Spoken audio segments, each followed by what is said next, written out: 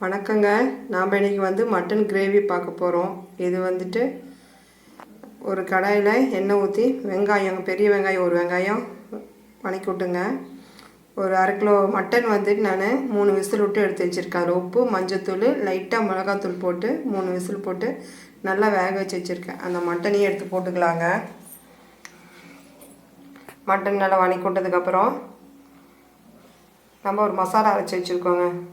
இந்த மசாலா சின்ன வெங்காயம் ஒரு 1/4 கிலோ, ஒரு தக்காளி, பட்டை 2, லவங்கம் 4, ஏலக்காய் 2, கொஞ்சோண்டு வரமிளகா, அதுக்கப்புறம் கொத்தமல்லி, தேங்காய் 4 கீற்று, 2 ஸ்பூன் பொட்டுக்கடலை எல்லாம் போட்டு நம்ம அரைச்சி பேஸ்ட்டு மாதிரி எடுத்து வச்சுருவோம். இந்த மாதிரி நல்லா ஃபைனாக அரைச்சிக்கலாங்க.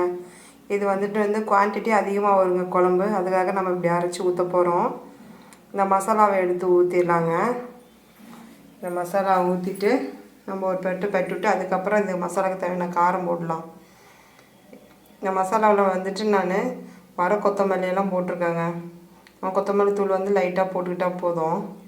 கம்மியான அளவில் கொத்தமல்லி, 2 பட்டை, 4 லவங்கம், 2 ஏலக்காய், சின்ன வெங்காயம் 1/4 கிலோ, தக்காளி ஒரு தக்காளிங்க சின்னது எல்லாம் போட்டு வணக்கி விட்டுங்க.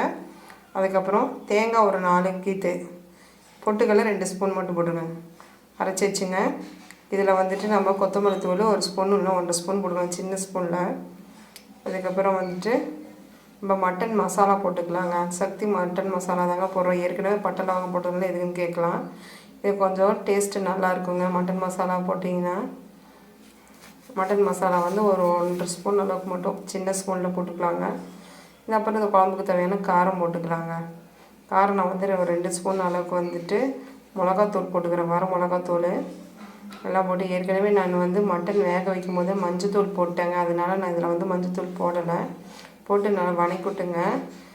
இதுக்கு தேவையான தண்ணி ஊற்றி வேக வச்சிடலாங்க. நம்ம ஏற்கனவே கறி வெந்துச்சுங்க, அதனால் மசாலா வேகிறதுக்கு தேவையான தண்ணி இருந்தால் மட்டும் போதும். நம்ம செஞ்சு இந்த மாதிரி பெட்டு விட்டதுக்கப்புறமா தண்ணி ஊற்றி மூடி போட்டு ஒரு 1/4 மணி நேரம் வேக வச்சிங்கன்னா குழம்பு ரெடி ஆகிருங்க. எண்ணெய் பிரிஞ்சு வரும். அந்த ஸ்டேஜில் நம்ம இறக்கிடலாங்க.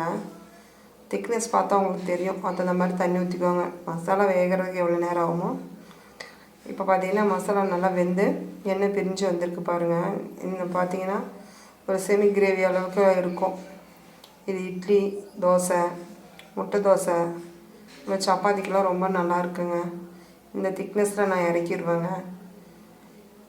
சாப்பாட்டுக்குன்னா மட்டன் குழம்பு அது வேறு மாதிரி செய்யணுங்க. இந்த குழம்பை விட நம்ம கொஞ்சம் பெட்டின மாதிரி வச்சு சாப்பாட்டுக்கு நல்லாயிருக்கும்.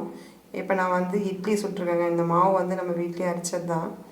இட்லி சுட்டு ஒரு முட்டை தோசை, அதுக்கு நம்ம இந்த குழம்பு வச்சு சாப்பிட போகிறோங்க. இன்றைக்கி எங்கள் வீட்டு பிரேக்ஃபாஸ்ட் இது தாங்க. இதை செஞ்சு பாருங்கள். உங்களுக்கு பிடிச்சிருந்துச்சின்னா எனக்கு ஒரு ஷேர் பண்ணுங்கள், சப்ஸ்கிரைப் பண்ணுங்கள்.